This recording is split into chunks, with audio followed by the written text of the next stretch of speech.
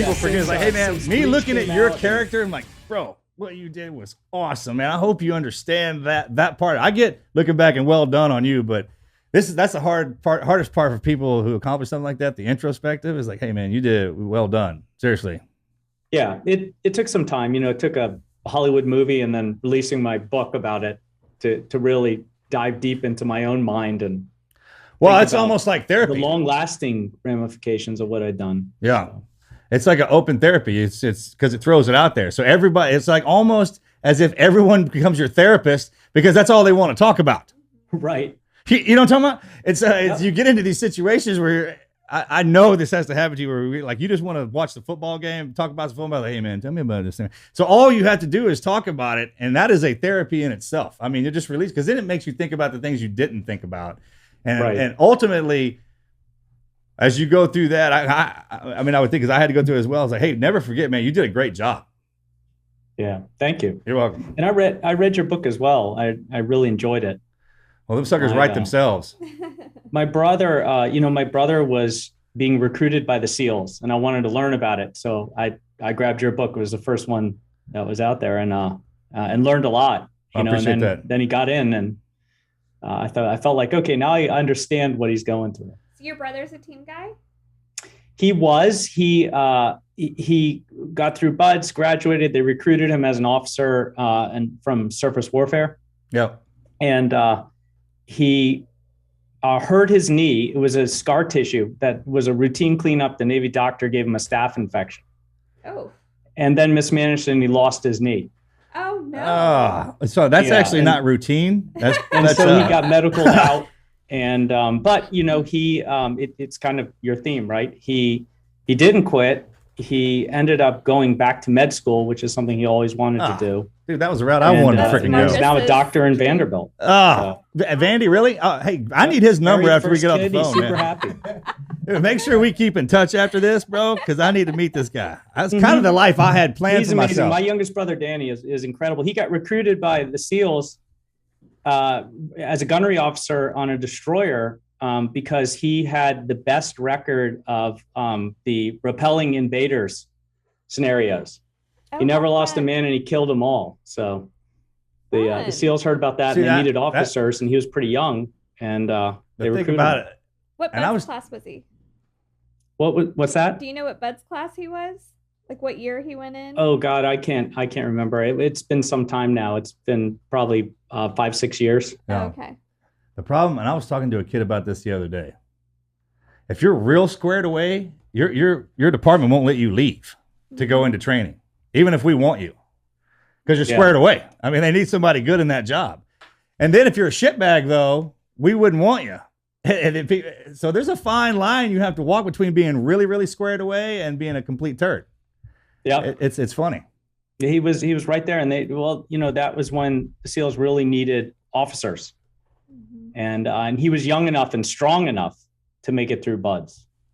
The guy's always been that's why there's an beast, age limit on that sucker. That's awesome. Hey man, Eric, we appreciate you coming on today, man. It's a pretty easy format. We are going to just kind of get to know you, your story, share with our listeners kind of your greatest never quit moment in your story, which was obviously quite the experience.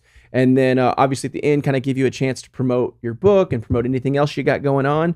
No gotcha questions. If there's anything we talk about today in the moment, you can just let us know. We'll cut it out after the fact. And that's pretty it. Sound good? Sounds great. All right. Good, John? All right. What's going on, guys? Welcome back to another episode of the Team Never Quit podcast. It is a beautiful Monday, a little humid, but happy to be here. Excited to be doing another interview. Great guests lined up for you guys today. Before we make a quick intro, we've got to start things off with our Patreon question of the day, which is, what is the best childhood vacation you ever went on? I know mine. Go. Hands down. So growing up, I grew up with a single dad, and we had no money at all. And Dad wanted to take me to Disney World. So he had saved up like maybe $300, $400 in cash, didn't even put it in the bank because he was scared he would lose it if he put it in the bank. And we drove from Edmond, Oklahoma to Orlando. And he's thinking, we picked up his little brother on the way. His little brother was in college at LSU. So we picked him up on the way, and we get to Orlando, and I'm like 7 years old. I clearly remember this. And Dad's thinking we'll just get a hotel room when we get there. He made no plans. He thinks you just show up and buy tickets or whatever. And this is in the early 80s, okay? So we get there. He could not afford any of the hotel rooms that were right around the park. And he was like, I can only spend maybe $30, $40 on a hotel room. And they're like, well, you need to go back that way. Just go far away from the park. And so we end up backtracking like an hour outside of Orlando. We stay in a motel that was very much like the Bates Motel. Roaches Creepy. all over the room.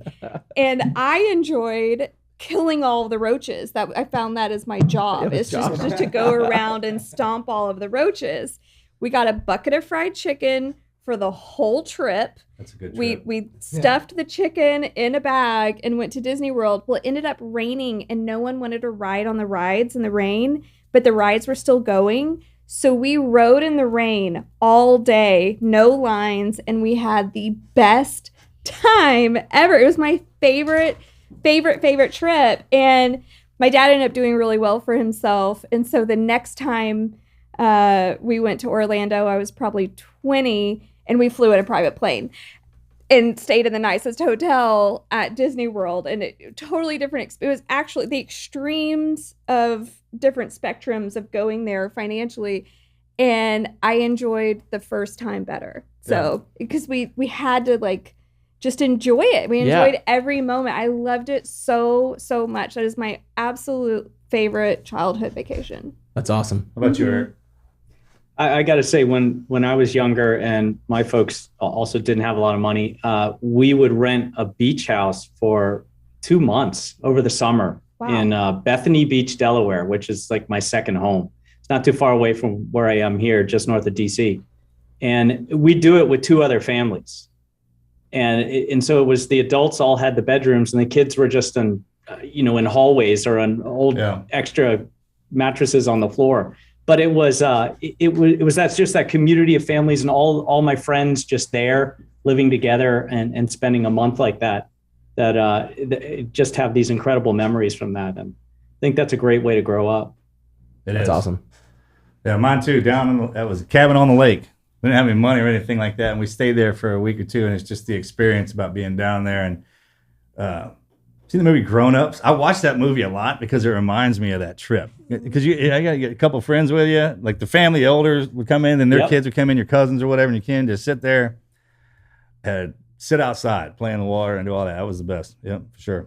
So I think really as long as you're with family and you're doing something, it doesn't matter where you are, it doesn't matter how much money you're spending, just being together outside of your normal element is really the best vacation. Anybody it's can really have, important. Yeah, and anybody can have that. You don't have to do something fancy and book all of the fancy things. It's really just that bonding time of being outside your normal comfort zone. Well, it's funny. Everybody who grows up out in the country in a cabin on a pond or a lake, they want to get to the big city. But everybody in the big city wants to make a bunch of money so they can get a cabin on the lake to relax. Right. Well, now everybody wants to get out of the big city. Especially like the last 2 years. That's right. Everyone loves sitting around a campfire at the end of the night next to the lake and telling stories with your friends. I mean, that's just like right. You could sit, get it. Well, like, what's the best moment for anybody? And they're like, the sports game. Like, well, most everybody likes to do that. Yeah. Right. Andrew, do you have one? Yeah, so back in the day, you could read books at school it was called like the 600. You can't read now. You can't read. You're not even allowed to read anymore. Now you back in the 1900s, man, you used to be able to read in school. But we would do this thing where it's called the 600 Minutes Club. And I think you'd read enough books and log your minutes. And then when you got the minutes, you'd get free Six Flags tickets. Mm-hmm. And back then, Astroworld existed. And so for me, same kind of situation. We didn't have a lot of, money. And so that was like our bigger trips, was going just into Houston to go to Astroworld. And that was the best time. But I think I can just bounce off what y'all are saying. And sometimes it's just about making time to just go and just get out, even if it's just 2 days. Didn't you go on vacation with my family? My best my family childhood vacation That's a great way to say that. Yeah. You should come up with a word for that. So your family took me to Pensacola Bay. Oh, nice. And that was my first time on a plane, first time out of Texas, first time eating oysters. There was a lot of firsts. I've known Andrew since he was a little kid. So All right. Yeah. That was probably my most fun non-family I family wasn't trip. on that trip, but I remember you going. That was a with lot everybody. of fun. John, you got one? Mine is actually Disney World too. But so my parents bought a timeshare condo in Kissimmee, Florida, the year before they opened Disney World. Oh my gosh. So they got it super cheap, and so we actually went to Disney World, even though we didn't have a lot of money growing up. We went quite a bit Because you had the place to we stay. had a place to stay that was close. Oh my gosh. Well, my favorite time, we did not take my cousin Aaron with us on this one trip. And Hurricane Aaron came in, and we ran from it. Like, we tried to still have a vacation, and we went to Pensacola, and then it hit there, and then we went somewhere in Alabama, it hit there, and then Louisiana, and we kind of just worked our way back home in increments instead of just going straight Aaron home. was But chasing you. it chased us the whole Look, I way, didn't and we take took it. him the next year, and it didn't happen again. Yeah. Oh That my is gosh. awesome. Great Hey, Patreon question. Great Patreon question. If you guys haven't already, check it out. Patreon.com/Team Never Quit. We have exclusive access to behind the scenes content, some really great swag, some cool foam backgrounds. There's all kind of great stuff there. And most importantly, you can get the ability to ask your questions to the guests and have a good time participating in the show. We have got a great guest in store for you guys today. Eric is an accomplished public speaker, a security expert, the author that lectures internationally about espionage and national security, cybersecurity, fraud, corporate diligence, and defense. Excuse me. I can't even speak English.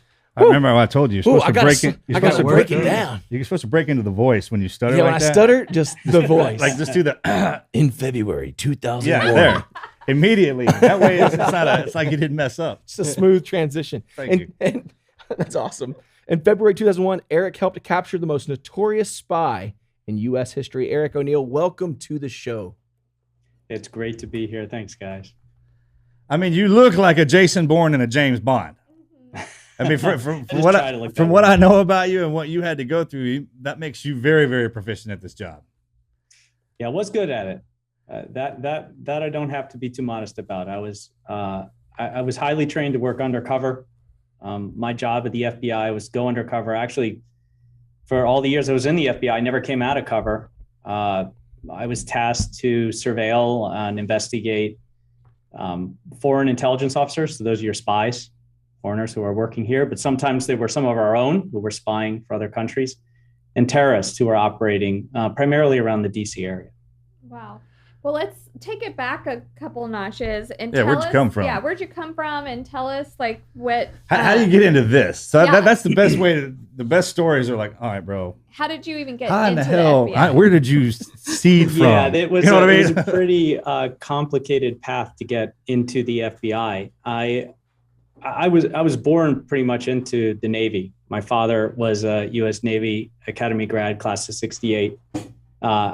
My grandfather was a gunnery officer on a destroyer out in the Pacific. I have two other uncles who were in the Navy. I mean, I come from this crazy Navy family. My two youngest brothers went to the Naval Academy. I was supposed to go. I was raised to go to the Naval Academy. That was my parents met there on the steps of the academy and were married there. Okay, so you're one of those families. I'm one of those families. Yes. All right, the story just got better then because and it's always the one that doesn't get to go in, right, from the entire family. Were they Exactly, and I was. That's a Yeah, big deal. What he's talking and I about, planned that's a to big go. deal. All through high school, that's what I struggled for the grades. I wanted to fly. You know, this is when the first Top Gun was out, right when I was in high school. So that was a big incentive, right? That's what everybody wanted to do: go fly a Tomcat. Hey, Be same Tom thing. Cruise. Yeah. Tom Cruise, man, like, I think the guy just saved America with that new movie. I haven't seen it yet, but I heard I it is saw freaking. it yesterday, and it is so. Thank you, good. Tom Cruise. Someday. Right? Yeah. I heard he did the first one. I wanted to be a pilot. The F-18 models, or no, excuse me, 14s, the 14, Tomcats. yeah. The Tomcats, which are a badass aircraft. For those of you who don't know, there's a reason why they put them suckers in there. And Yeah. I'm sorry, man. I find it fascinating that your whole family's like that. Yeah. I really do. But Did your parents get married at the cathedral? They did. Oh, Yep. so beautiful. It was all Navy. My uncle, who was my father's classmate, introduced them. Oh my gosh, how Good Lord, cool. did you have a great grandfather that had an eye patch and a corncob pipe? Because I mean, It feels that way sometimes. I mean, to know, as I didn't go to the academy, but I have buddies that do, but we go up there quite a bit. And when you see the history, and I asked about this too, same way at Army. At the West Point? At West Point. I was Right. like, hey man, you guys got a family in here that has a kid here right now where they've been in here since y'all started? Yeah. And he's like, there's a couple of them. Mm-hmm. That's a thing. Yeah. Which, I believe no it. pressure for the damn kid. Mm-hmm. I mean, you can't screw yeah. that up. And then for the university, how are you going to kick that sucker out? But they're like, we would. That's what makes it so hard Oh about yeah, I it. believe that too. They would. They Well, would. look, I got in 1 year deferred. It's pretty tough to get into the academy Yeah. from Maryland, right? Because everybody. I was going to ask you, is that where you were living? You grew up in that whole area? Crab Yep, cakes and in football, Maryland. right? That's what Yep, Maryland just does. north of DC. And so I decided to go to Auburn University for a year, study aerospace engineering. I got in there because if I had grades to get in the academy, you can get them pretty much everywhere. And after a year of Auburn, I didn't want to leave. Yeah. You know, I met a girl. I had a whole group of friends. Auburn, Alabama is an amazing place.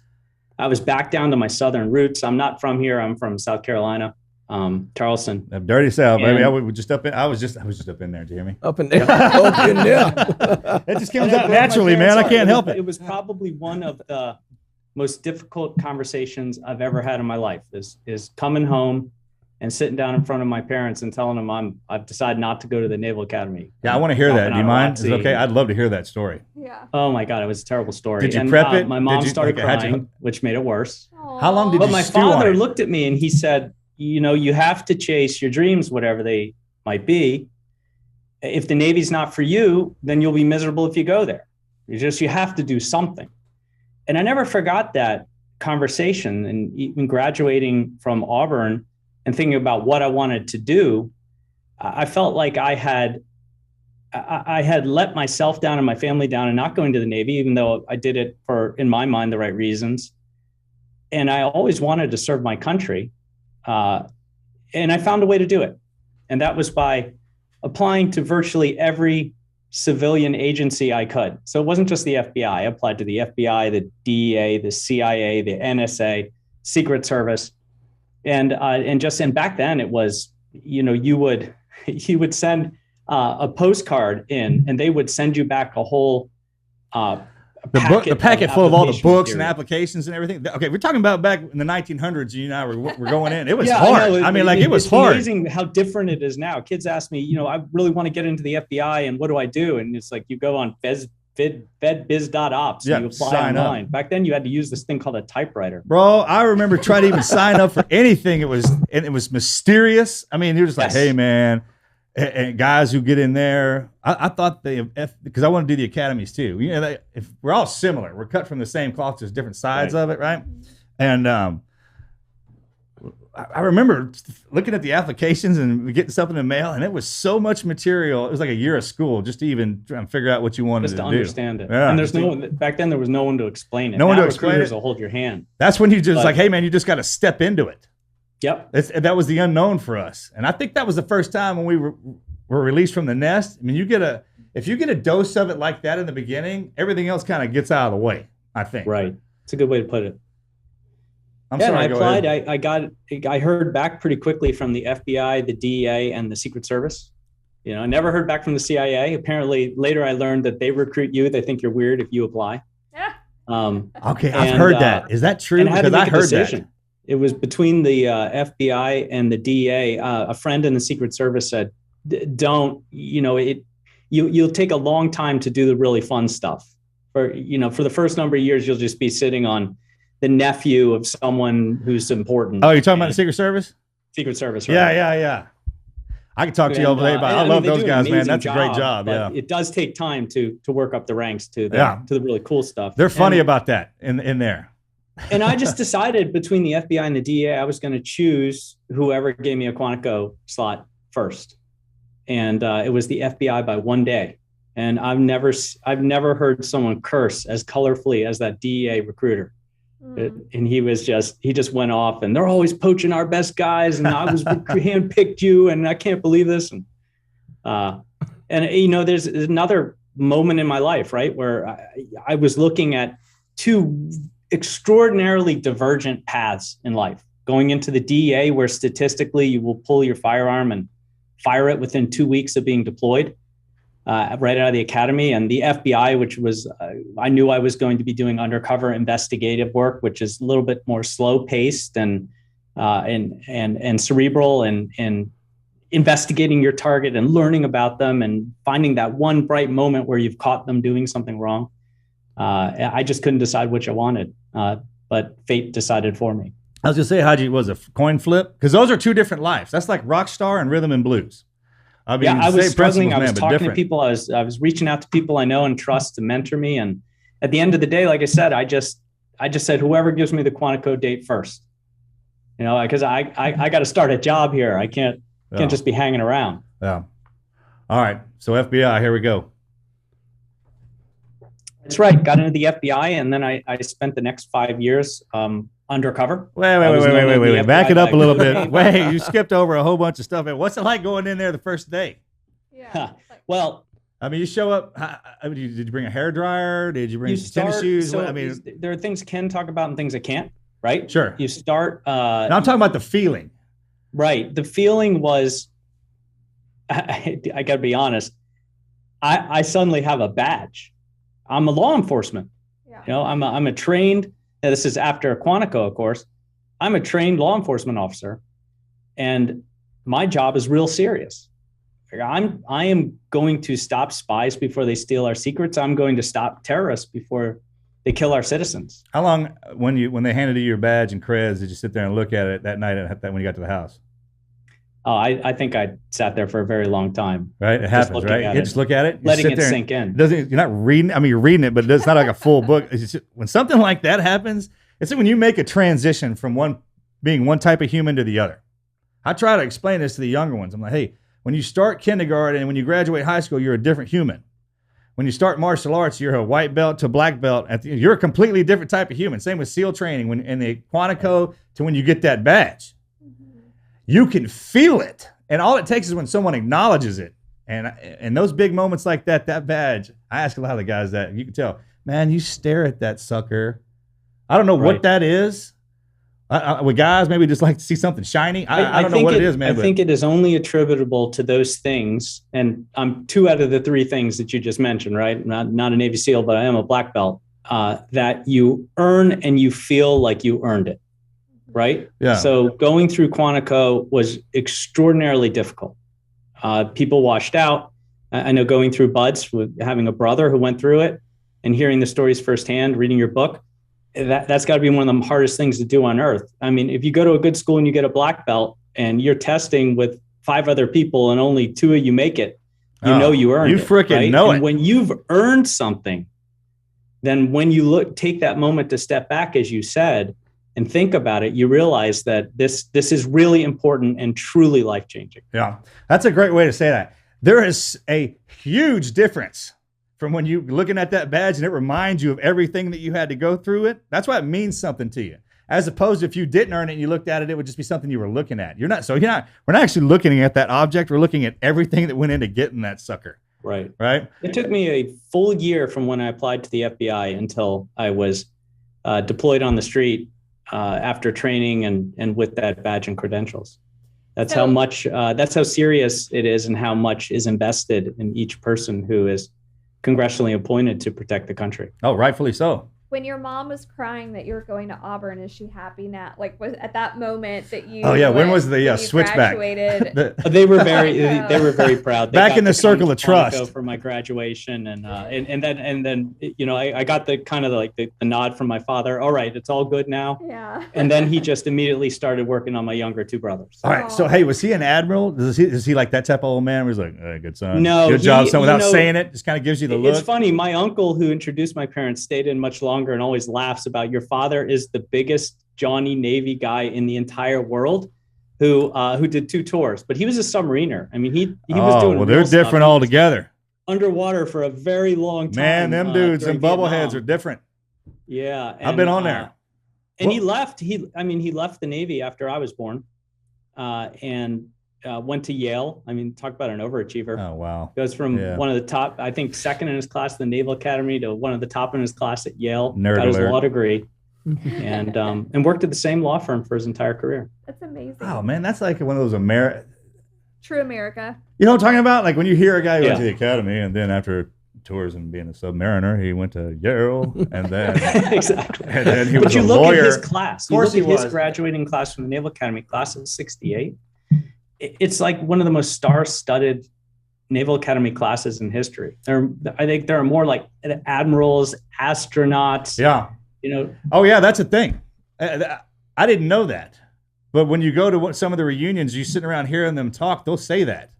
And it's true. Like some of those classes that come out of there, every one of them guys does something. Mm-hmm. Right.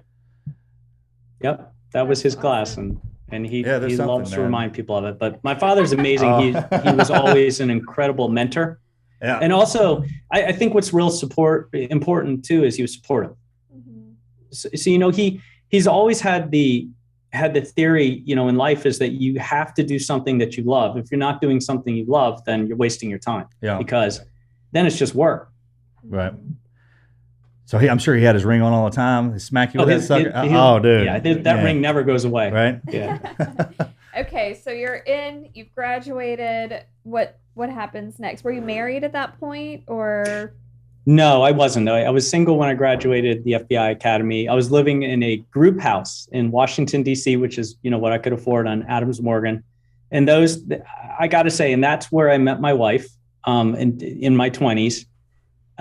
She is German. If you read my book or seen the movie, she actually is German. Came over from Germany for a 1-year professional exchange. Our Congresses and their Bundestag, which is their parliament, they exchange 50 students who are the top enterprising future business prospects, so that they'll learn the culture and they'll go back to their country and promote trade between Germany and America. They're not supposed to get married, but we met and fell in love, and I proposed to her within a year because I knew she was leaving and I didn't want to get her to get away. And then we did spend a year apart and then got married. And it was when and during all the time we were dating and our, you know, the beginning of when we got married, I was working for the FBI and couldn't tell her what I did. Oh wow, what did she think that you did? You know, when we were dating, what I would tell most people is that I work for the Justice Department. And when they ask, what do you do? And I'd say, I'm a geopolitical analyst. And that was just the death knell for the rest of the nobody time. wants to hear that conversation. Right. Nobody cared. And I realized at one point, you know, this is not helping me get dates. Yeah. Well, there's that too. And the Like, FBI had trained me to lie. So then I would go out and I would tell people, you know, I'm a private investigator. I'm a doctor. You know, I'm an archaeologist. I just make stuff up. yeah. So the best when you're going through your cover stories is that, like, you don't want to say something that's too complex because no one wants to talk to you. But then if it's too interesting, then Yeah, everybody's going to ask a million questions. So we going out, we would always say, because it was usually a bunch of us, so we had to go with the team route. But if you're ever by yourself, be like, man, you know, I'm a prison barber or a rodeo clown or something where our face had to be covered, and they would just end the conversation right there. But I liked archaeologist. That's a good one. Because you know, I knew enough engineering to budget. Right. And no one really knows what archaeologist does other than they watch the Indiana Jones movies and Sure. they think that's what it is. And you'd be like, no, it's really very slow paced and a lot of very careful, you know, excavation work, and you just make it up as you go along. And I work in a library. The only one Librarian. left. I work in that. It's true. I mean, you got to put some effort into your story. Yeah. That's right. But we learned how to build a cover. It's called a legend. Yeah. Right?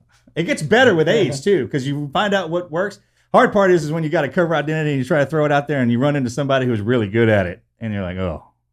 But like you said, geologist, man, you can go any way with that. Or archaeologist. I mean, archaeologist, yeah, excuse me. Or you're pretending you're something, and then you're pretending you're an archaeologist, and then you run into a geologist. Yeah, And you're like, oh, really? So what do you think of this? It's like, hey, let's just get another beer. Yeah, I need another beer, man. What's you talking about work for? That's like that movie, There's Something About Mary. Yeah, when just like that. The guy's lying and Yeah. says he's an architect, and Right, he runs exactly. into like the most famous architect. Yeah. How long? But you know, when you're dating someone, they start figuring things out because you know, I'm getting up in the morning and I'm grabbing 2 huge duffel bags full of crazy gear, you know, and running down to a car that's been modified that no one else is ever allowed to ride in. Yeah. And leaving to go God knows where. And I mean, sometimes I didn't know when I'd be back. I was trailing one target once in Virginia, and I had to call and say, hey, I'm not going to be home tonight. Like, why? I'm in Miami. Yeah. What are you doing in Miami? Oh, I can't really tell you, but we'll be back later. Yeah. Well, I had a buddy who would she's a trooper for sticking through that. And I had a buddy who would keep a Waffle House uniform in there, and he would show up wearing that thing because no one wants to. Right, that is absolutely. You know what I mean? Wake up in the morning, put that with that. Hey, wake up! I got to get to work. I got to cover a shift. oh, the morning after. Yeah. Well, Juliana used to say, a lot of people complain that their husbands come home or their significant others come home, and all they do is talk about work. But Eric never talks about work, Yeah. so we get to talk about other things. So she had a very good way of looking at it. That's awesome. She sounds like a trooper. Yeah. And at some point, she learned that I was in the FBI. Sure. And I'm pretty sure I'm not supposed to do this. I shouldn't say this, but this one time that I got stopped by a cop, and I said, oh, let me get my license out of this black case right here, which are my credentials. And that was sort of the code for, hey, I'm also a cop, and how about a little bit of professional courtesy? grace. And she's like, what is that? And I was like, oh, okay. Because you got that grin on your face, like, hey. I was like, how did you not get a ticket? Yeah. I need some help here. Guy code, come on. It's a friend of Dad's. Oh my gosh. Yeah. Yeah, when you say friend of Dad's. Yeah, exactly. I've known that guy my whole life. I've He known him always does forever. that. He knows me. Yeah. He knows me. How long were you in the FBI before you were assigned to the Information Assurance Division? So it was my 5th year in the FBI. It was my last year there. So I was in the FBI 5 years, which doesn't sound like a lot of time after the fact, but it is a very long time to be undercover. The burnout rate was about 2 years for what I did. Wow. 5 years is a long time. When we get in, man, it's it's a stretch. It's an assignment. Your brain to keep it up with all the lies and yes, it's keep exhausting. that straight. That's got to be so hard mentally. I mean, yeah, because especially if you stay in for a long time, because you could run into somebody that you ran into the first year down on year 8 and be like, hey, I thought you were like, yeah. So did you, before the kind of famous case that we're going to get into, before that, did you have any interesting cases that you can talk about? I had many cases, most of which I can't talk about. It's typically when there's been a big arrest. I mean, my first case was the Earl Pitts case. That was the United States spy, and he had spied for Russia back in the Cold War, and we caught him early on in my FBI career. I can tell you there was one case I can talk about, which was before Hanssen, the only spy that I ever spoke to, and he was an American who had worked for the NSA and Department of the Army back once again during the Cold War. We were catching all these Cold War spies that the former KGB guys had started giving up as they wanted to defect, in the 90s. Yeah. When I started in the FBI, and we'd enticed them back by false flagging him, which means that someone pretends they're a Russian, right? And saying, hey, we want to reconnect with you and bring you back so that we can have a discussion. We don't think it's safe to do it where he was living in Germany. And so they brought him back to the US, and our job, right? My team, our job was just to identify him. No one had seen him for 20 years. Identify him off the airplane. We knew what airplane he was on, right? And take him to his hotel where we were going to make the arrest. You don't want to do arrests in public places because you just never know how someone's going to react. And we felt we could isolate him there. And for whatever reason, I must have pissed off my team leader. I was all the way at ground transportation, right? Which is like the last person in the entire line of surveillance. Probably nothing. Team leaders are always pissed off about something. Oh, yeah. Team leaders always get mad at you about something. And who knows, I might have mouthed off, or I didn't listen, or I chased after a target when I wasn't supposed to. Who knows? Yeah. But the guys who were at the gate, because this is back before 9/11, so you could be standing at the gate. I mean, it's amazing. I talk to crowds, especially students, and they have no concept of a time in the past when you used to go park and then walk with your loved one, your friend, all the way to the gate, and then watch them scan their ticket and get on the plane. Yep. Yes. That's a foregone error, because big crises change everything. And so we were there and missed them. and people start spinning, right? You hear the team in your earpiece going nuts. Yeah. You know, like did he get past you? Did he not get off? Is he still on the plane? Is someone going to walk on the plane? Did you check the bathrooms? You know, all right, let's look for him and you know, luggage claim. Did anybody see him down there? Nobody saw him. And I'm just listening to all this and thinking, God, I can't imagine how everybody missed this dude. Maybe he wasn't on the plane. So you call to the agents who were in Germany. Yeah, he got on the plane. He was definitely there. Until I'm just listening, and then I hear a voice, and thankfully not my right ear where my earpiece was, but my left. No, excuse me, sir. Do you know how to get to the Hertz Gold Bus? And I just kind of looked over, and you learn to be super nonchalant and in control of your expressions when you work undercover. Yeah. Nothing ever surprises you. You just completely compress that excitable, immediate action, right? Because there he was standing there. And it was clear to me that was him, right? This sort of faint European accent to this old American accent, same guy, but just aged 20 years. And what really cued it in for me is he had the same laptop bag that we had seen in a picture in the past, because you memorize all the information you can. Yeah. I said, there he is. And dude walked up on you? And I said, of course I do, That's sir. awesome. You know, in fact, I'm heading there too. So why don't you just come with me? Matter of fact. yeah, let's go. Get on. And so we both got on the bus. He headed toward the back. I said, see you later. And I sat in the front, and then I just started clicking my mic. And if you ever, you've been in special ops, but when you can't talk, bro, you're near your target, you just start clicking. Oh man, right? Those are the greatest moments and the hardest moments at the same time. You're like, yeah. Did and you the do that? team leader, I hear my team leader, a guy named Waldo, that everybody had code names. And he says, wait, everybody stop. I hear clicking. And then he starts calling names, right? All the code names until he gets to me. And then, click, click. And I go, okay, werewolf must have him.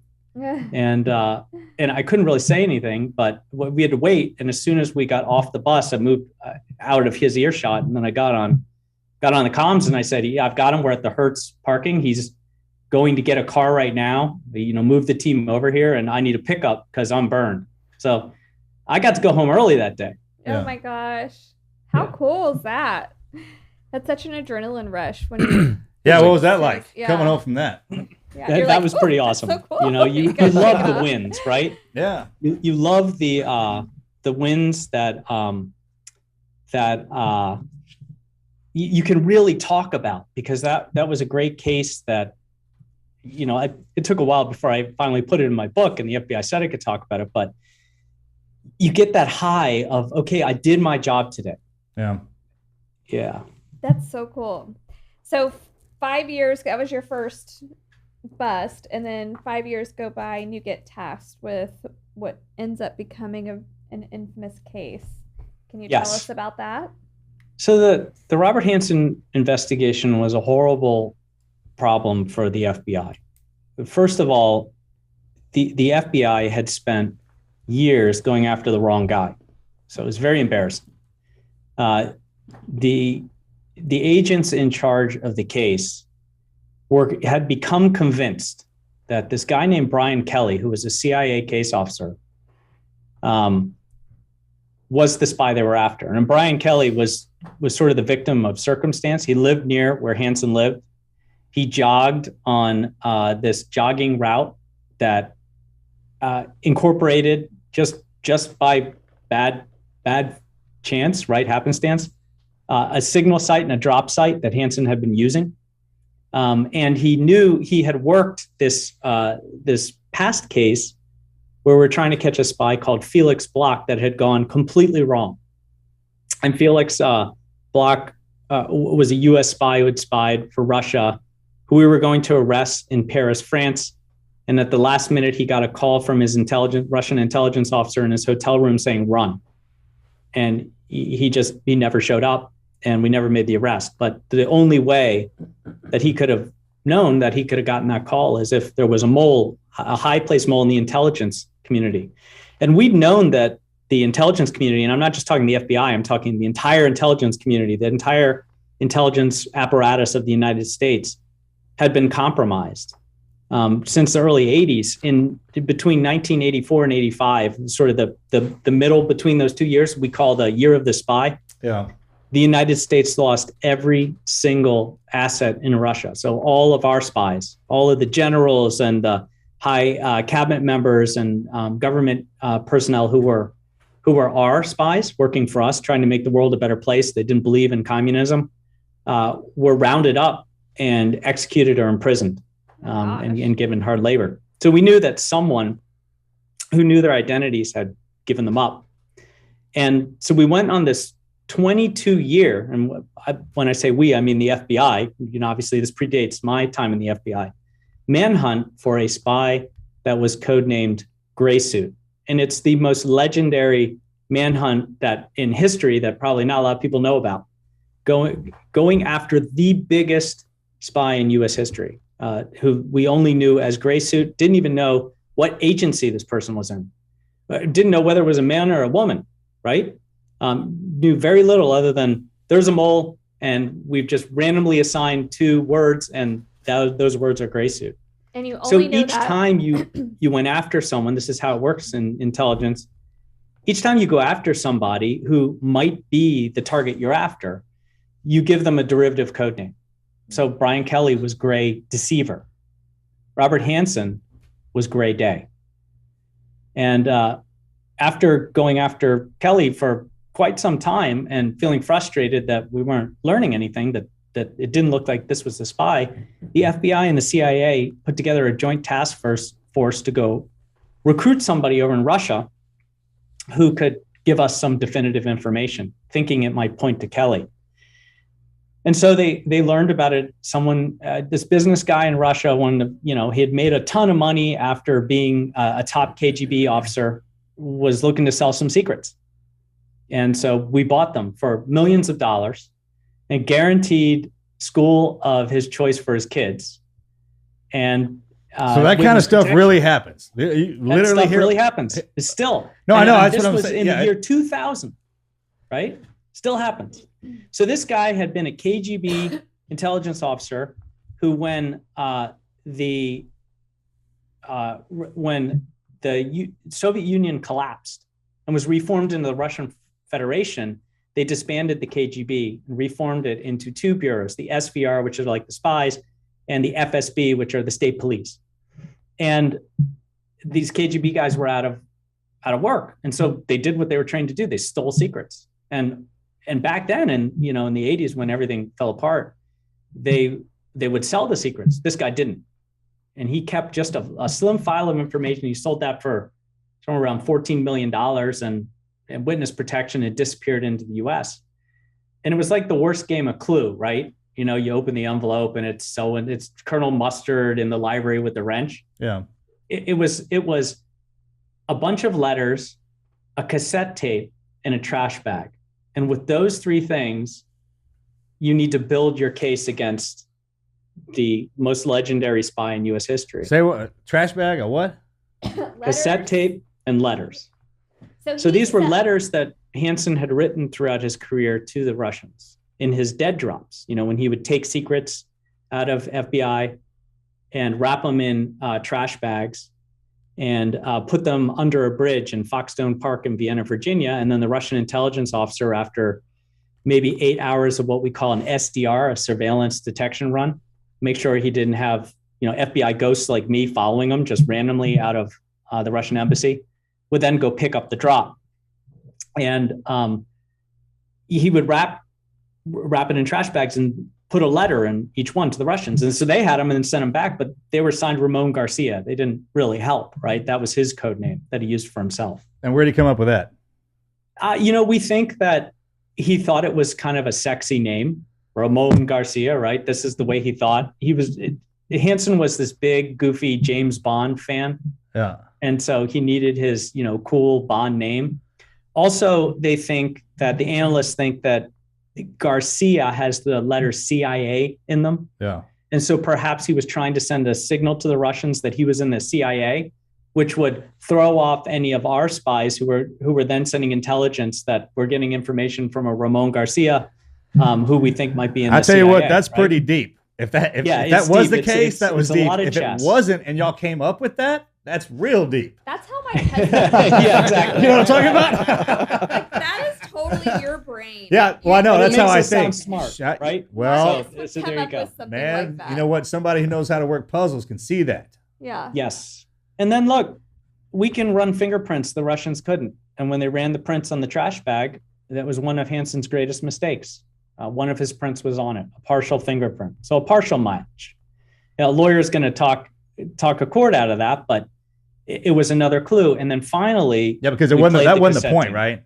To bag him, that's probably cliche, right? That was just an opening. Yes. This is how we're learning that this might be the guy. Yeah. But finally, we played the cassette tape. And it was the one time that Hanssen, his other big mistake, he had called the Russian embassy, or the consulate, I'm sorry, to say, where is my money? So he loaded a dead drop, and they're supposed to pick up his dead drop and then leave him 50 grand in cash under a pallet somewhere, right? So there was an auditorium out in the woods, not too far away from Foxstone Park, where the Russians would leave his dead drop of cash. And he went out and looked for it and couldn't find it. And so got pissed off and called them and said, this is Ramon Garcia. I want to talk to so-and-so. Where's my money? And, they were very flustered. And of course, they're Russian, so they immediately hit record. I mean, they're really good at spying. Yeah. And record everything. And it said, well, did you look at the northeast corner of the pallet? And he's like, I'll have to get back to you. He'd gone out at night and gone to the wrong corner of the pallet. I mean, he'd left that 50,000 just sitting there. My gosh. So, anybody who comes to Washington, D.C., any of your guests or anyone listening to this podcast, when you're walking around our amazing parks and historic monuments and whatever, look under benches, lift white rocks, look in hollow trees. You might find cash or secrets. We're doing that because this is now. still the spy capital of the world. All right. So hold on. Let's pause this for a like- second. Let's write this down. Okay, so we're just going to write up some random maps, right, that have the best benches and knot holes and. Yeah. Because what's that? We Do spies geocache. still do this. Yeah, we like to geocache. Well, here's the deal: is like you could Geocache. thwart a spy do. operation by planting some money in a different tree. Throw them off. Yeah, we're going with that. Yeah. Yeah. They'll leave a bag of Everybody- Monopoly dollars. Most people don't think about that because DC is so beautiful. You're looking when you look at what it is as opposed to looking inside of it. I mean, the whole place is a maze and a puzzle. That's absolutely true. Everybody who's anybody is here, and every country is represented, and they're all spying on us, and they're all spying on each other. Right? Isn't that great? So cool.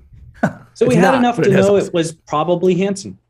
And the problem was that this is December of 2000, and he's about to retire from the FBI with his 25-year gold watch in April. So how do you run an investigation and catch a spy in a few short months? And so what the FBI did is they gave him his dream job. What made Hanssen such a successful spy is that he wasn't just the most damaging spy in U.S. history. He was our first cyber spy. He was a hacker. He was a guy who, for his entire career, for fun, would learn and teach himself how to break into computer systems. And that's what he was doing in the FBI and on task forces to other agencies. He was stealing information through computer systems that were never really built to defend. And his primary job was what in the FBI? He was the top Soviet analyst.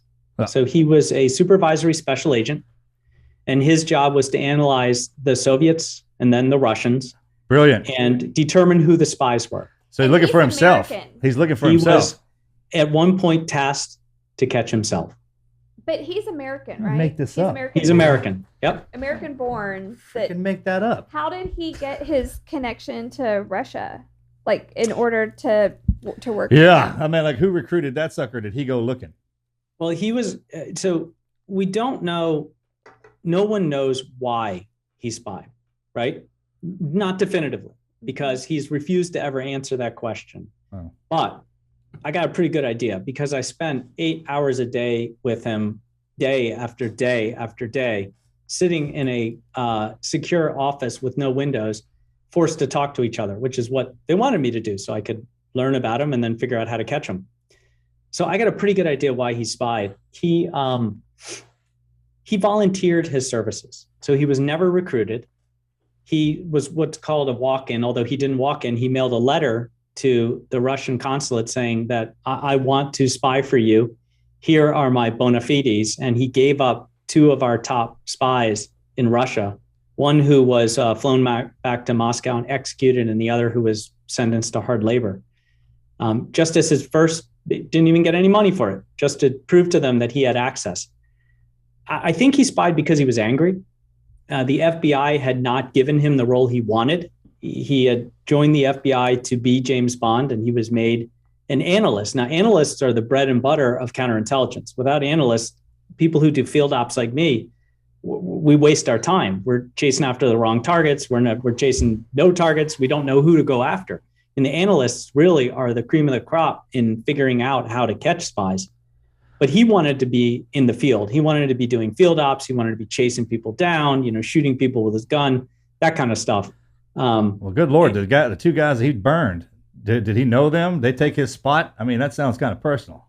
No, he didn't know them, but he knew that they could have potentially, because they were working directly with the FBI, given him up.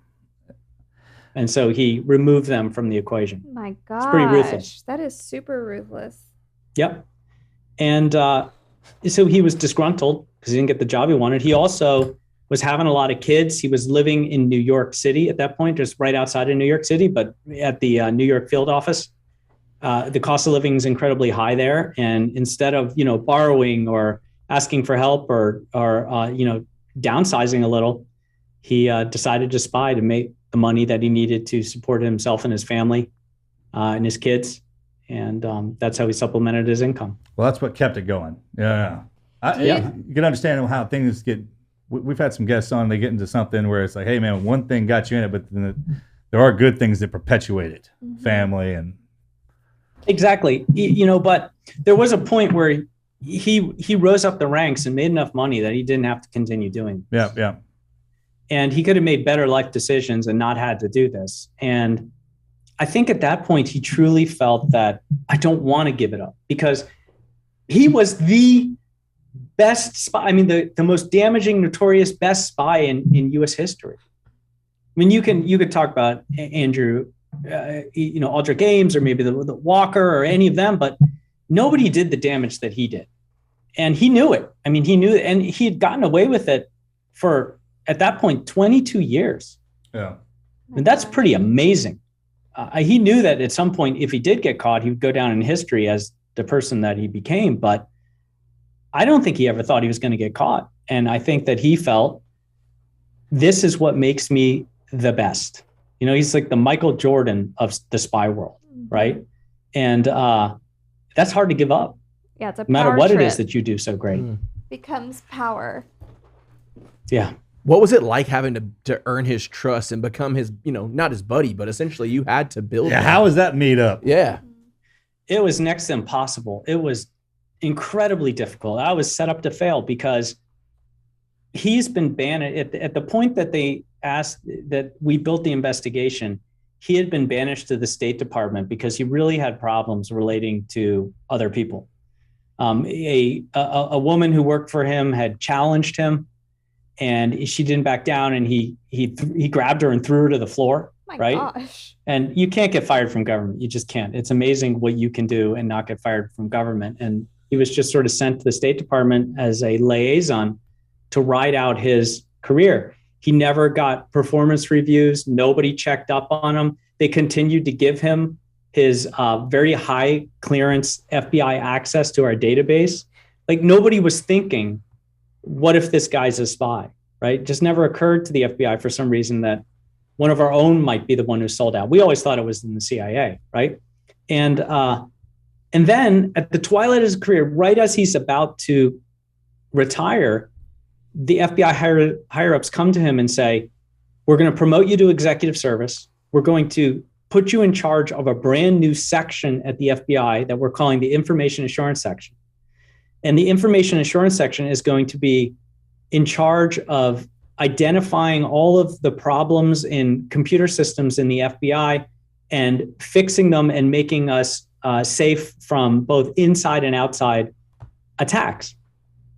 So I mean, that's 2000. Today, you know what we call that? Cybersecurity. Yeah. The FBI put him in charge of building cybersecurity for the FBI, which is a little bit nuts if you think about it, but also real brave, because they gave him his dream job, something he wouldn't say no to, knowing that not only were they giving him an incredible position at the FBI, one he'd always wanted, they're also giving him access to everything. Yeah.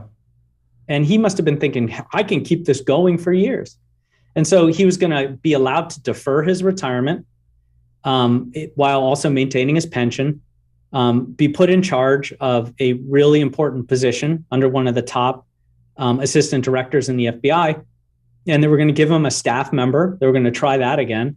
And he was going to get to build cybersecurity for the FBI. And then the FBI had another problem.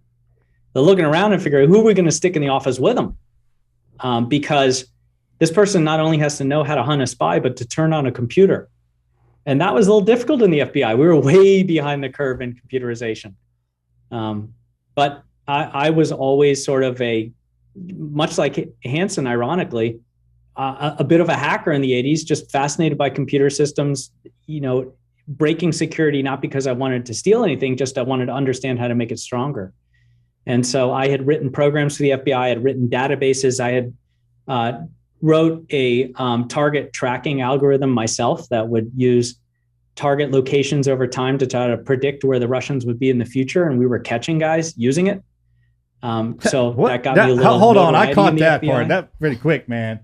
Yeah. Among your list of accolades, that's pretty brilliant strategy-wise. That's really cool. Yeah, but of course it is. But we should have been doing that forever instead of having analysts move paper around on a table, right? Man, well, as we try. Yes, you're absolutely right. It drove me nuts because you can be a little hard on ourselves too, man, because you're only as strong as that last one. You got to move them. One's up front, one behind. I get what you're saying, man. And so, but at the same time, I was in law school while this case was going on, going over to GW and doing all my legal research on Westlaw and Lexis, which are these incredible databases. I'm thinking I can look up any case in history and whether anything in that case has been changed in seconds. But the FBI can't figure out where a Russian is going to be 2 weeks from now based on where he's been his entire career. Yeah. And I was thinking, I also had to be able to get to night school. So I said, I'm going to work on this program during days when I'm supposed to do night shifts. And you let me out of the night shifts. And that was sort of the quid pro quo there. Bro, I tell you what, this is what you need. That piece right there is what you should deliver to Dad, because you didn't go to the academy. See, yeah. Dad, well, he knows it all. Yeah. I know you're pretty pissed about the academy thing. My mother thing. passed away in 2011, but she was very proud. My father, I think my mother still holds the record for the most times to ever watch the movie Breach. Aw, of course she did. It was just like on repeat in our living room. Dude, moms are timeless, man. They love unconditionally. So when the FBI was putting him in this new role, did they know that this was possibly the spy? Were they creating this position to catch him? So we felt that there was enough actionable intelligence to believe that this was the spy we were after, but you still have to prove it. And I was able to do that pretty early on in the case. This was after I had started doubting myself and my ability to do this, and whether this guy even was the spy we were after, sometime into the case. And I remember, I guess, talking about the reason for this podcast, that never quit moment, is there was a moment in this case where I did want to quit. And in fact, I went to the special agent who was my handler, who was in charge of tasking me and making sure that I stayed, on the bright and narrow in the case. And I went to her. Her name's Kate Alleman, and I said, I don't think I'm successful here. It's also really destroying my personal life, because I'm telling so many lies to my wife right now and friends and family. I'm having trouble keeping them straight. At the same time, I'm trying to, do well in law school. I got 1 C the entire time I was in law school. Everything else was an A, and I still blame Robert Hanssen for that C. It was in corporations, and I ended up becoming a transactional lawyer, which is corporate law. So, you son of a bitch, you got me kicked down to another pay grade. Yeah. I'm really So not I feeling was- sorry for you about 1C though. I don't know if you're. But still, I don't know if damn. that's what you're I was, looking for. I can give you some, like, bro. I mean, Yeah. I was mad. Let's put it that way. yeah, I can see and I was that. struggling, and I wasn't sleeping. And she told me, "Look, I hate to tell you this, but you just really don't have a choice because there's no way we can pull you out right now. We pull you out, this entire investigation is done. He's starting to trust you, and you just got to stick with it." And that's where she told me things that I didn't know, right? About what Hanssen had done, what they were learning, what they believed that spy had done, the people that he had caused to be killed, that, you know, were on the blood on his hands. And that made me angry. And at the same time, I also talked to my dad. I couldn't tell him what I was doing, but, you know, I could tell him that, you know, I'm having trouble with this job. And he was like, well, you got to stick through those things that you agree to do. You got to stick with it. You can't in the middle of something leave. Right. And he was right. And so I renewed my will to win this job, not just to conduct the investigation, but to win. And where things really changed for me was when I had a conversation with Hanssen about Felix Bloch. Now, remember, I got back to this. Everything I say, it's supposed to make sense later, right? Like when I'm writing, that's the way we do this. So remember, Felix Bloch was the spy that got away in Paris that made the FBI think the CIA guy, Brian Kelly, was Gray Suit, the legendary spy. And the FBI was totally wrong. It turns out that Robert Hanssen had mined information about the case and then given it up to the Russians, who then warned Felix Bloch. So it was Hanssen who had done that. And there was no way he could have known about that case. And he was bragging about it, that he had known all of it. And the FBI was so stupid. And Felix Bloch got away because the FBI didn't act when they should have acted.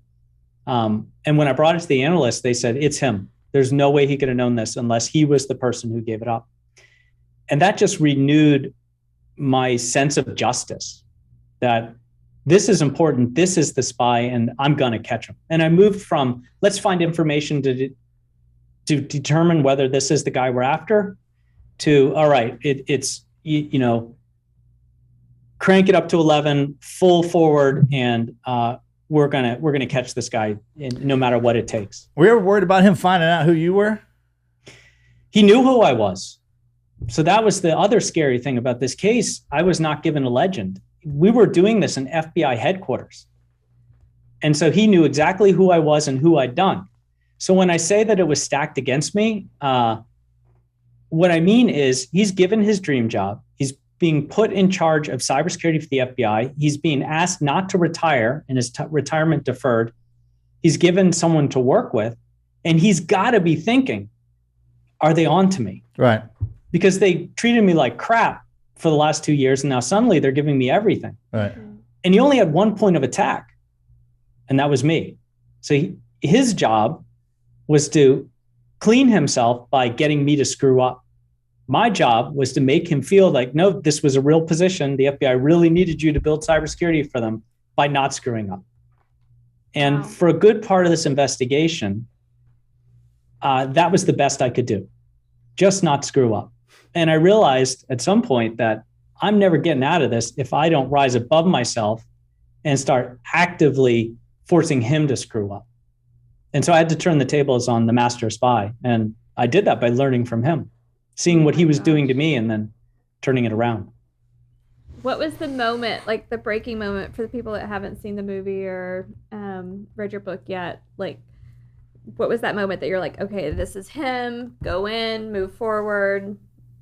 Yeah, it was a moment I was sitting with Kate Alleman, and this was the special agent who was in charge of making sure I didn't screw up, right? And I had stolen during a search from him a data card. And when we downloaded the data card, this is earlier on, right? The next came the Palm Pilot. That's how we caught him. But this data card had some letters on it, letters written by Ramon Garcia. And she let me read them. And I remember reading those things and just getting angry, thinking that this is the guy that I have spent my career trying to catch. And finally, here we are locked in a room together, and he's not getting away. Oh my gosh. That's crazy. That's such a rush, too. Yeah. I mean, what you're saying, this is the problem I have a lot. Like, we telling something, I was like, hey, the moment is different. Man, like when you're standing in that sucker and you can, the intensity. How you walk in there, are you playing that in your head? Oh, yeah. You feel like your entire body just got hooked up to a power line. Oh, yeah. You're vibrating with it. You feel it in your past, present, and future. Did he ever show signs that he was onto you? He would try to trap me. He would do things to throw me off. He would say things to throw me off. Like one of our first conversations, he told me about what he called Hanssen's law. And he said, Hanssen's law is that the spy is in the worst possible place. And I'm thinking, are you kidding me? Like, you're the spy, right? You know, like, what are you trying to do here?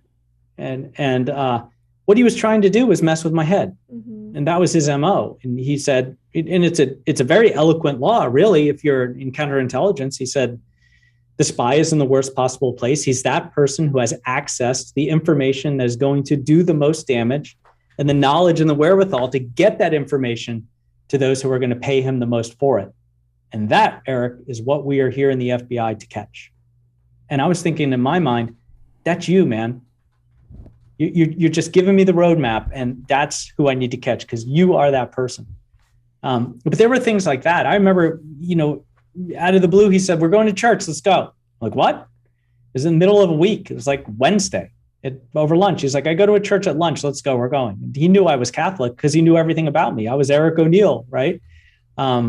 They couldn't give me a legend because they give me a name, John Smith, and I'm walking down the hall with them and someone says, hey, Eric, what's up? That I knew from a different case. We're working in FBI headquarters. So I had to be myself. So he knew not only my name, but my wife's name. He had my social security number because he was my supervisor, my address. He knew my parents' names, all of it. Yeah. So there wasn't even a paper trail on you doing your job.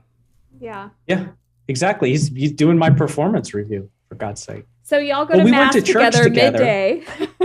And I got to tell you, because I am Catholic, which was part of the reason I was selected, he really was watching me, right? And I'm thinking, look, I got this, right? I know how to go to church. Yeah. Like, I'm not making this up. I don't have to make believe. But I was sweating a little when we were saying the Our Father. I was thinking, like, man, I better not, just be nervous and make a mistake here. Right. But why are you sweating, man? Well, I'm always like this when we're talking to Jesus. Yeah, exactly. I mean, after that, though, don't you sweat? Marcus and I are Catholic too. So I'm thinking you're in there and you're walking up to receive the host. Are you like sweating thinking I'm lying in church? Or are you just oh no, you know what I was job? thinking? I was thinking this guy shouldn't be in here. God wants me to do this. Oh, that's yeah. good. Yeah. 100%. Yeah. And that's then that warrior mentality right there. A lot about the fact that he was in Opus Dei. He started to recruit me into Opus Dei. What is that? He started having some very significant conversations about Catholicism and marriage. He was pretty pissed off that my wife and I had been married for 3 months and she wasn't pregnant yet. But once you get into conversations like that, I knew I gained his trust. Yeah. Right. Wow, that's so crazy. Did you get to be a part of the actual arrest of him, the final straw, if you will? I didn't. I was the guy who found the information that led to that arrest, but I was not there on the arrest day because he did not know, as he was arrested and then later, that I was the person who found the information. Wow. And they weren't going to tell me for a while. They weren't going to tell him because at the end of the day, I would have had to testify to most of the evidence we found because I found it. And then he would have known on the stand. Oh my gosh. That is so crazy. So that's a great story, man. It really is a great story. And after this, I want everybody to watch the movie and check out the book. Yeah. But yeah. Did his wife know, like when all of it came out, did his wife and kids know what he was doing? So there are some difference of opinion on whether his wife knew or not, right? At one point, she did find some money that he had hidden, and actually told him that he needed to turn himself in or asked him about it. And he went to his priest, and the priest said, look, you need to donate that to charity and never do it again. He downplayed it. I did something wrong, but it's not really terrible. No one got hurt. His brother-in-law, who was also in the FBI, had found out about this from his wife and had tried to turn him in at one point, but he was ignored. Just the stars were aligned for Hanssen. I'm not sure Bonnie really knew, or if she did knew, she didn't understand, let's put it that way, the complexity of what was going on. When Hanssen was arrested, one of the things he said was, what is Bonnie going to do? She doesn't even know how to balance a checkbook. I don't know if that's true or not, but I think they had their roles in the family, and he was the one in charge of the money. He was the moneymaker and their finances, and that was that. She was in charge of their 7 kids. I don't think any of his children knew at all. I think they were very shocked by it. And but at the end of the day, the FBI investigated her and decided that she wasn't culpable, so she was never arrested. The family was allowed to keep his pension in return for his plea agreement, and the family was not punished. He was. Yeah. That's how it should be. There's a way to say they were punished because their father went to jail, but yeah. He was a pretty bad guy. Right. That's insane. Oh my gosh. Yeah, and all it took to take Hanssen down at the end of the day was a Palm Pilot, believe it or not. Dang. Ramon Garcia. That is so crazy. So after that, you decided to retire. You're like, okay, I did my job. Well, I went back to the street. After working undercover in this direct face-to-face investigation, which we call an elicitation investigation, where, at the end of the day, the way we caught him is I was able to steal his Palm Pilot from his bag. We tricked him into getting him out of the office. I had an assistant director come in and asked him to go down and shoot in the basement shooting range of FBI headquarters. It's down in the sub-basement. And while he was down there, I lifted his Palm Pilot, which is, I've got one right here. This is one that was used in the movie. It's what's called a PDA, right? Yeah. Personal Data Assistant. Anyone under 40 will have no clue what that is, but it had a screen, but you used a plastic stylus to tap things in. Well, he kept a lot of information on his Palm Pilot, and including some of his letters and dates he would do dead drops and those kind of things. So I stole it, got it down to a tech team that was 3 floors down, and they started copying it. I got the Palm Pilot, a data card, and a floppy disk out of his bag, and his bag had 4 pockets. They were all the same. And as they're copying it, I get a page, SkyTel two-way pager, right? Another thing that no one has anymore.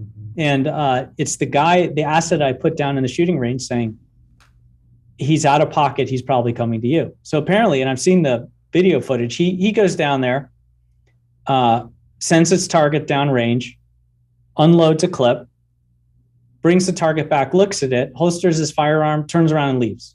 Doesn't say goodbye to the assistant director or section chief he was shooting with, nothing. He just realizes, I don't have my Palm Pilot. And this was a device that he kept in his left back pocket and was never parted with, right? Until he sat down, because you couldn't sit on the thing because it's huge. It's not like our little smartphones now. And he's on his way up, and I tell the tech team, you got to get this done, because if he gets back there before me, I'm dead. He might shoot me. He's a pretty angry dude at this point. And if this has what we think it might have on it, then I'm in trouble. And I get it. And it's not like James Bond or Jack Bauer. I get there and I've got a good 2 minutes. I go in the main door to the skiff and shut the door, which saved me. And this is a special compartmentalized intelligence facility. So it's got a combination lock, you've got a badge in, you have to enter a key code, and for reasons that just completely confound me, a regular mechanical key.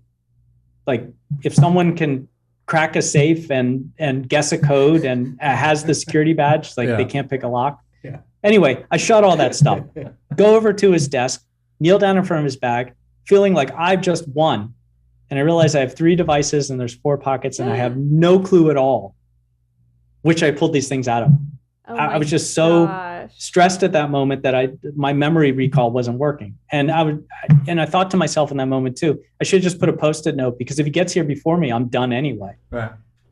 And as I'm trying to figure out which pocket, I hear him coming through that door. So I just dropped all three, did my best guess, zipped up his pockets, ran back to my desk and sat there and put the best poker face I've ever had. Oh my gosh. He comes through the office, glares at me, goes into his office, slams his door, and I hear zip. And I was thinking, at that moment, I was thinking, I am so dead. Like, either he's going to come out here and shoot me, or he's not, and I'm never going to live this down in the FBI. Like, Or I'm he's gonna like kill your wife or something. Now into the future, I'm going to hear about this screw up. Oh my gosh. And I had to make a choice. I had to decide whether I was going to get up and leave and head down the hall to an office that had been set up, which was a safe office. There was an armed section chief there who was a friend who was read into the case, and that's where I could go if things got real bad. Or I was going to stay there and make up an excuse, because I knew there's no way I possibly got all three devices in the right place, right? And I did the quick mental math, and I thought about the calculus of this situation. And the fact of the matter was, if I wasn't sitting there when he came out already hyper stressed about missing his Palm Pilot, going down shooting, not feeling comfortable, he might have cut and run. And we knew that there was a drop coming, and that was when we were going to catch him. If I was sitting there, at least I had a chance to make something up. And so I sat there. I think the other side of it was, I felt like this was my problem to fix, not somebody else's. And by running away from it, I was just leaving it for someone else to clean up. And that wasn't right either. I had to take the good or the bad, whatever was coming to me. So I sat there.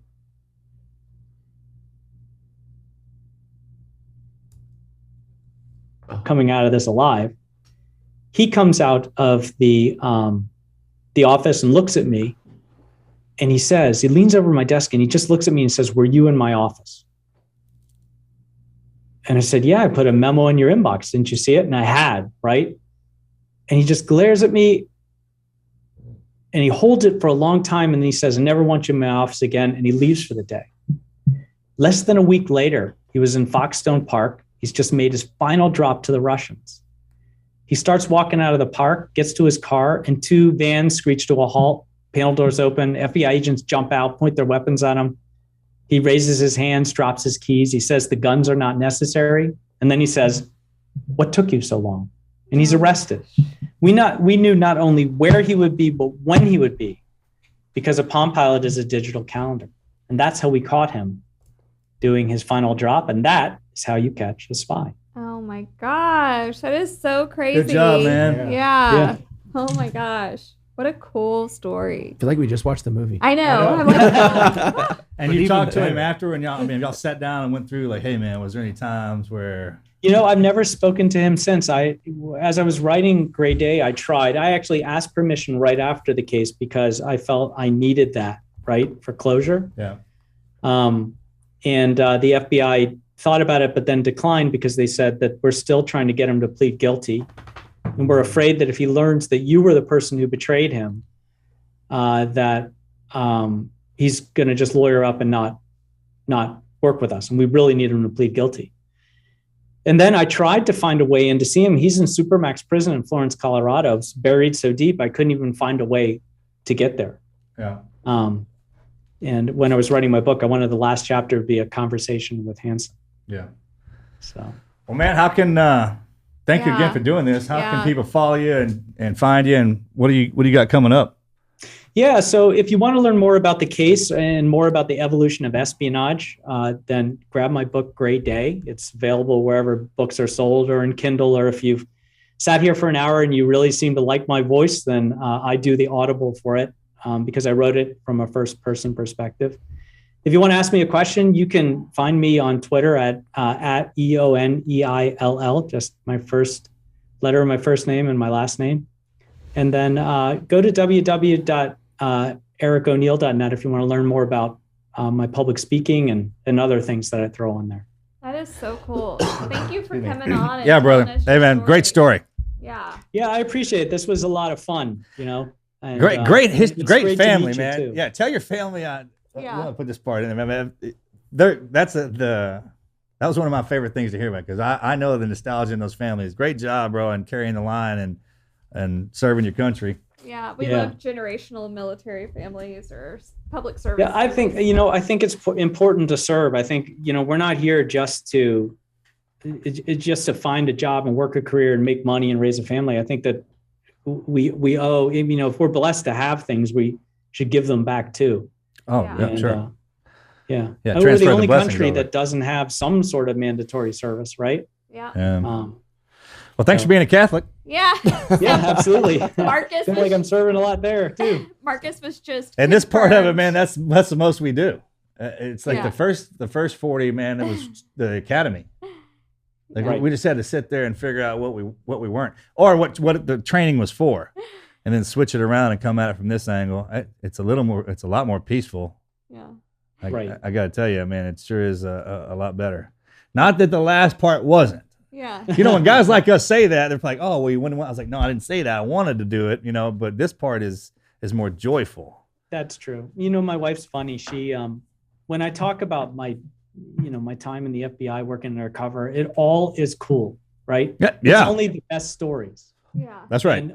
And she laughs at me and she says, you used to bitch and complain about how bored you were for in a whole 8 hours, because sometimes you'd have an 8-hour shift where you'd sit in one spot and you'd stare at like this terrible view of the edge of a tail light. Yeah. Just hoping that thing lit up and the person drove away, because you could do something. In 8 hours, the guy didn't move. He never came out of his house. Right. And that happens all the time. All the time. That's an anticlimactic. Yeah, it's like that. We'd say you'd work 10 hours for 15 minutes of go time. And it was that 15 minutes of go time that we ended up becoming adrenaline addicted to. That's right. Yeah. This is the Team Never Quit podcast. So buckle up, Buttercup.